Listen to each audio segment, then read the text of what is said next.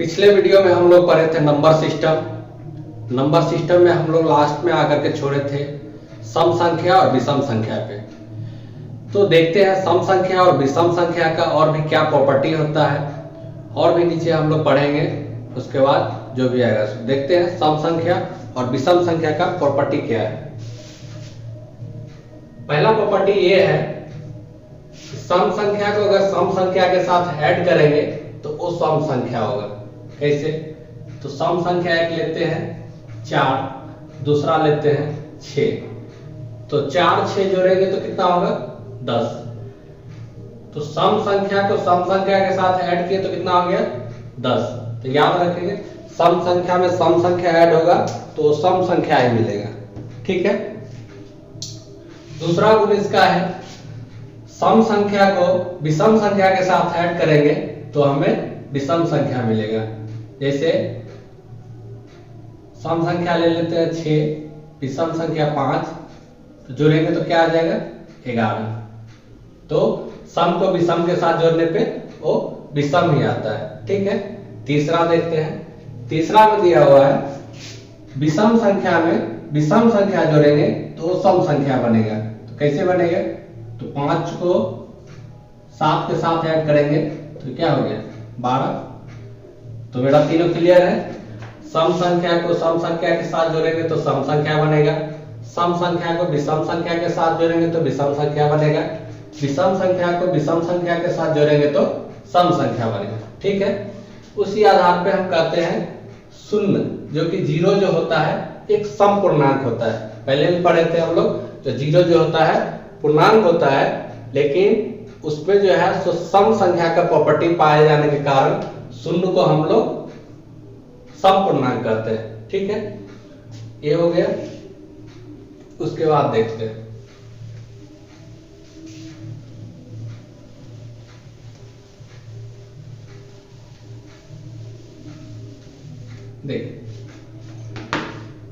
हम लोग उस दिन इंटीजर के बारे में पढ़े थे।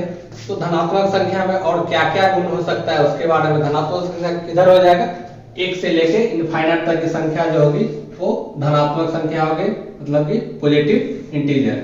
ठीक है। पॉजिटिव इंटीजर को फिर यहाँ पे हम लोग 3 पार्ट में डिवाइड करेंगे। कौन कौन सा पार्ट होगा मेरा? पहला होगा अभाज्य संख्या। ठीक है, जिसको हम लोग कहते हैं प्राइम नंबर, अभाज्य संख्या। और दूसरा होगा, दूसरा बताते हैं दूसरा क्या होगा। आइए देखिए यहाँ पे दिया हुआ भाज्य संख्या, कंपोजिट नंबर। ठीक है। तो पहले देखते हैं जो अभाज्य संख्या किसे कहते हैं। अभाज्य संख्या का ये परिभाषा होता है कि जिस संख्या के केवल और केवल 2 गुणनखंड होंगे उसे हम अभाज्य संख्या कहते हैं। 2 गुणनखंड में ये होगा, एक होगा और दूसरा जो संख्या होगा वही केवल संख्या होगा। तो ऐसा जो संख्या होगा उसे हम अभाज्य संख्या कहेंगे। ठीक है। तो इसका परिभाषा ये हो गया कि जिस संख्या के केवल और केवल 2 गुणनखंड हो उसे हम अभाज्य संख्या कहते हैं।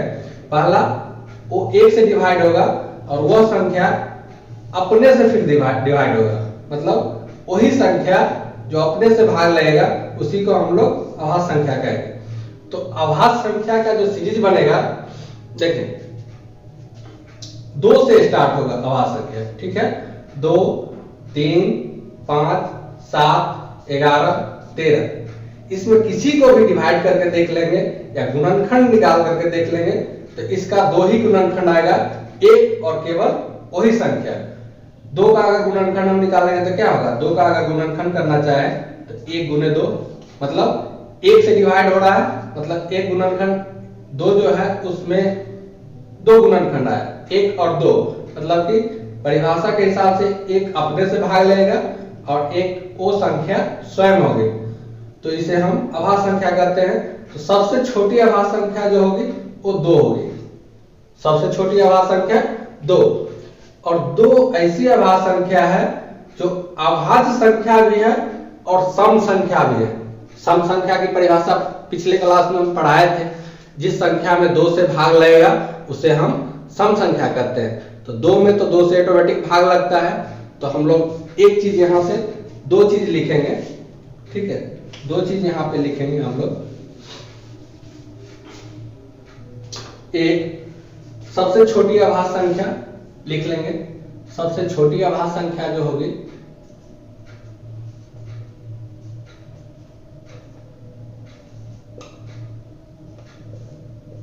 सबसे छोटी अभाज्य संख्या या प्राइम नंबर जो भी लिखना है लिखिए, अभाज्य संख्या बराबर 2। ठीक है। और पूछेगा जो कौन सी संख्या है जो अभाज्य संख्या भी और सम संख्या भी है, तो इस दो ही होगा, तो सम अभाज्य संख्या में कौन सा आ जाएगा, सम अभाज्य संख्या बराबर 2। सम अभाज्य संख्या, सम अभाज्य संख्या कौन सी होती है, सम अभाज्य संख्या केवल और केवल 2 होती है। तो सम अभाज्य संख्या की संख्या अगर पूछेगा तो केवल 1 होगा, केवल 1 होगा। सम अभाज्य संख्या की संख्या तो केवल 1, और वो संख्या कौन होगी, वो संख्या 2 होगी। ये बात याद रखेंगे। ठीक है। अब नेक्स्ट देखते हैं इसका।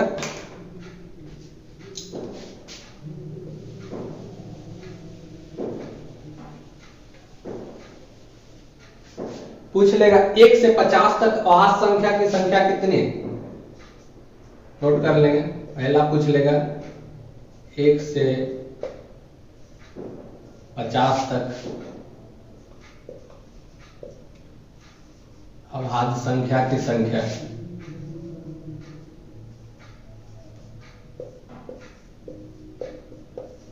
तो ये 15 होता है। ठीक है। उसी तरह 50 से 100 तक अभाज्य संख्या की संख्या 10 होता है। 1 से 50 तक 15, 50 से 100 तक 10, तो ये पूछ लेगा 1 से 100 तक अभाज्य संख्या की संख्या कितनी होगी, तो 15 10 25। ठीक है। यहां तक कोई दिक्कत नहीं। दूसरा नेक्स्ट आते हैं भाज्य संख्या पे, कंपोजिट नंबर पे। देखते हैं जिस संख्या के 2 से अधिक गुणनखंड होंगे, जिस संख्या के जो भी संख्या दिया हुआ रहेगा उसका गुणनखंड निकाल के देंगे, देखेंगे तो गुणनखंड अगर 2 से अधिक होगा तो वो संख्या भाज्य संख्या होगा। मतलब कि एक और अपने सिवा किसी और संख्या से भी उसमें भाग लग जाए तो कौन सी संख्या होगी, भाज्य संख्या होगी। तो देखिए भाज्य संख्या में 4, 6, 8, 9, 10 ऐसे ऐसे करके जो भी आएगा 12, 14 करके देखते चले जाएंगे। तो सबसे छोटी भाज्य संख्या कौन सी हो जाएगी, 4। अब देखिए 6 का गुणनखंड अगर निकाल के देखेंगे तो 6 का गुणनखंड क्या क्या आ जाएगा, 1 आ जाएगा, 2 आ जाएगा, 3 आ जाएगा, मतलब उसके बाद 6 आ जाएगा। 1 और 2 3 6। ठीक है। तो 1 और 6 तो हो ही गया, बाकी इसमें 2 से भी भाग लगता है और 3 से भी भाग लगता है, इसलिए ये भाज्य संख्या हो गया। ठीक है। कोई दिक्कत नहीं। तो सबसे छोटी जो भाज्य संख्या होगी कौन सी होगी, 4। ठीक है। अब देखते हैं बीच में जो, तो मेरा एक आया था 1 का 1 किस में जाएगा, 1 भाज्य संख्या होगा या अभाज्य संख्या होगा। 1 का कितना गुणनखंड होगा देख लेते हैं, 1 के बारे में भी देख लेते हैं। 1 का कितना गुणनखंड होगा, 1 का केवल 1 और अपना 1 ही गुणनखंड होगा, तो मेरा कोई परिभाषा नहीं। अभाज्य संख्या का परिभाषा देख लिए, भाज्य संख्या का परिभाषा देख लिए, तो 1 के बारे में क्या लिखेंगे, ना तो ये भाज्य संख्या है और ना ही अभाज्य संख्या है। 1 के बारे में लिख लेंगे 1 ना तो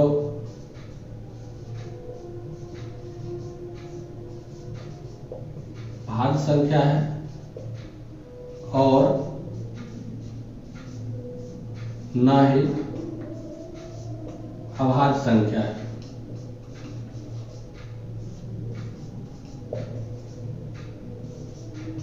ठीक है। अब देखते हैं नेक्स्ट।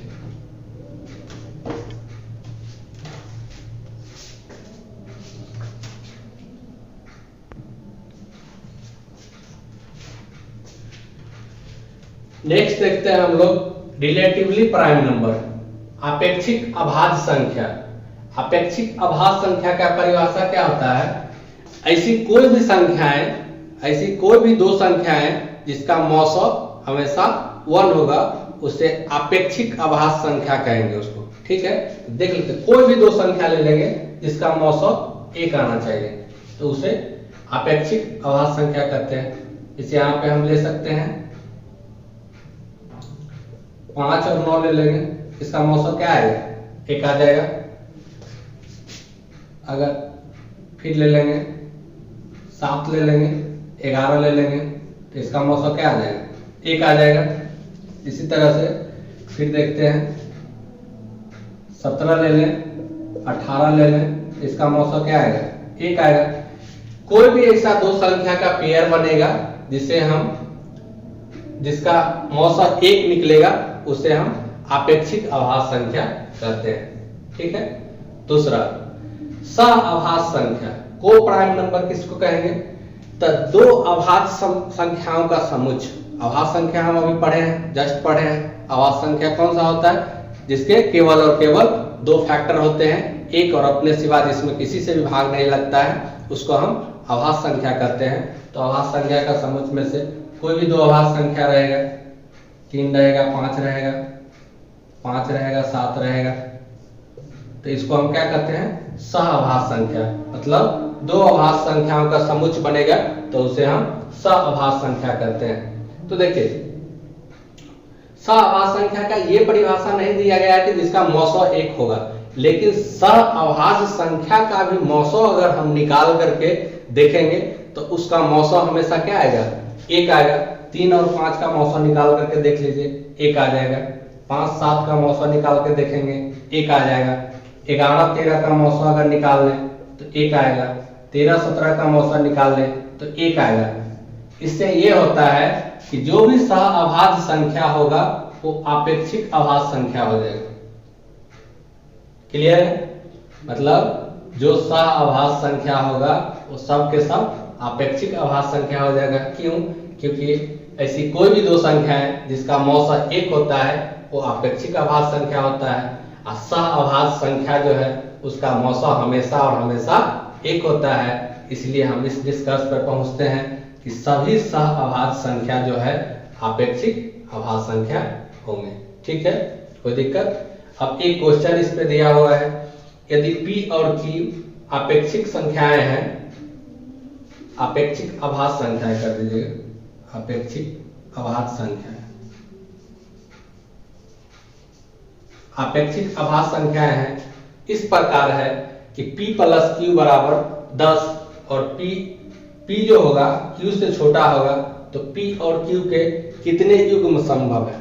अगर P + Q बराबर 10 होता है, रिलेटिवली प्राइम नंबर है, अपेक्षिक आभास संख्या है, तो P और Q के कितने युग्म संभव है। तो इसको हम करके देखते हैं, इसको किस तरह से निकाल सकते हैं। अपेक्षिक आभास संख्या को हम देख लिए हैं। अपेक्षिक आभास संख्या है, इसका क्या मतलब होना चाहिए, उसके दोनों का जो है दो जो पेयर बनेगा उसका मौसम जो है सो एक होना चाहिए। पहला कंडीशन ये हो जाएगा। ठीक है, देखते हैं करके हम लोग। देखिए दिया हुआ क्या है, P + Q बराबर 10 दिया हुआ है।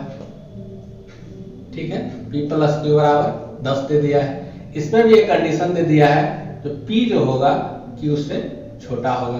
तो हम करके देखते हैं, P से छोटा छोटा पेयर हम कौन कौन सा बना सकते हैं।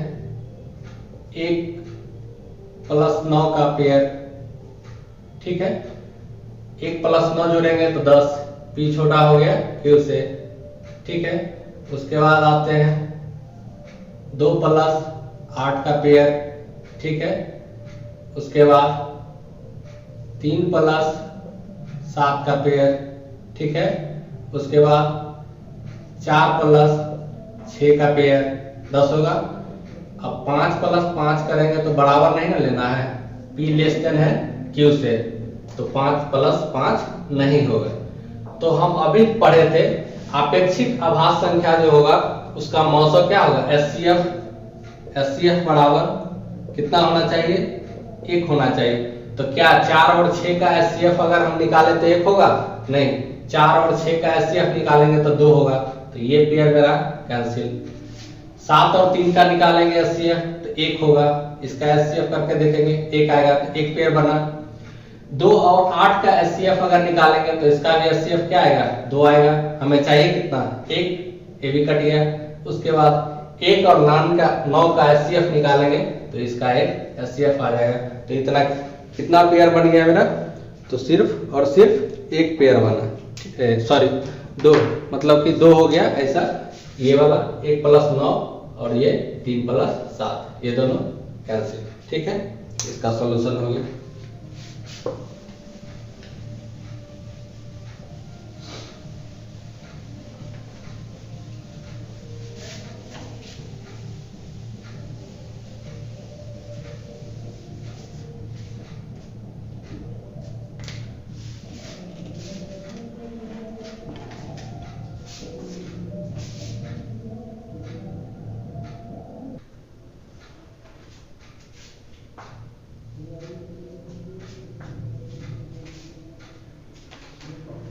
अब देखेंगे संपूर्ण संख्या के बारे में, परफेक्ट नंबर। परफेक्ट नंबर क्या होता है, किसी संख्या के सभी गुणनखंडों का योग संख्या के बराबर हो। कोई भी संख्या दिया हुआ है, अगर जो संख्या दिया हुआ है उसका गुणनखंड निकाल करके देखेंगे और गुणनखंड जो निकलेगा उसको जोड़ करके देखेंगे तो उस संख्या के बराबर आ जाएगा, तो उसे हम संपूर्ण संख्या कहेंगे। लेकिन जो संख्या है लास्ट में, संख्या तो स्वयं से भी डिवाइड होता है, तो लास्ट वाला जो संख्या होता है उसको एक्सक्लूड करके, मतलब उसको संख्या को स्वयं छोड़कर, जो संख्या होता है वो जो फैक्टर में आता है उसको छोड़ करके जो संख्या होगा उसको हम संपूर्ण संख्या कहेंगे। तो देखते हैं पहला संपूर्ण संख्या मेरा कौन सा होगा, तो 6 को करके देखते हैं। पहला मेरा जो संपूर्ण संख्या है 6, इसका अगर फैक्टर निकालेंगे 1 × 2 × 3 × 6, लेकिन इसमें करना क्या है, संख्या को स्वयं छोड़ देना है, मतलब इसको इंक्लूड नहीं करना है, इसको एक्सक्लूड करके, इसको छोड़ करके। अगर संख्या के सभी अंक गुणनखंडों का योग स्वयं संख्या के बराबर आ जाता है तो उसे हम संपूर्ण संख्या कहते हैं। 1 + 2 + 3 करेंगे तो कितना आ जाएगा, ये जो फैक्टर है अगर इसको ऐड करेंगे 1 + 2 + 3 तो 6। हमेशा ये ध्यान रखना है जो संख्या स्वयं जो संख्या रहेगा 6, इस फैक्टर को हटा देना है, इसको शामिल नहीं करना है। यही लिखा हुआ है, संख्या को स्वयं छोड़कर। दूसरा जो इसमें संख्या होता है वो 28 होता है। 28 का भी फैक्टर अगर निकाल के देखेंगे 1, 2, उसके बाद हो जाएगा 4, 7, 14 और 28। 28 का फैक्टर करेंगे तो यही होगा। तो इसमें से 28 को क्या करेंगे, 28 को हटा देंगे, एक्सक्लूड कर देंगे, 28 को छोड़कर चलना है। तो इसमें क्या हो जाएगा, 1 + 2 + 4 + 7 + 14, 28 आ गया। तो ये हो गया नंबर का वर्गीकरण हम लोग पढ़ लिए। ठीक है, क्लासिफिकेशन ऑफ नंबर हम लोग का यहाँ पे खत्म होता है। नेक्स्ट वीडियो हम लोग लेकर के आएंगे नंबर सीरीज, नंबर सिस्टम का फिर आगे। लेकिन एक चीज ध्यान रखेंगे, जो लोग बीएसएससी सीजीएल का, जो बीएसएससी सीजीएल और इंटर लेवल का जो लोग कोर्स परचेज किए हैं वो लोग व्हाट्सएप नंबर नोट कर लेंगे।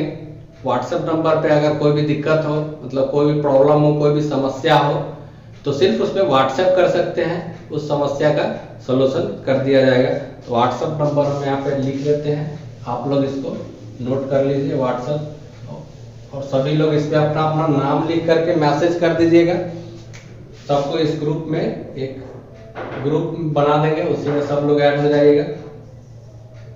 88 नंबर नोट कर, 8873853975, यहाँ पे व्हाट्सएप ग्रुप बन जाएगा और कोई भी प्रॉब्लम होगा उसको हम लोग सॉर्ट आउट करेंगे। ठीक है।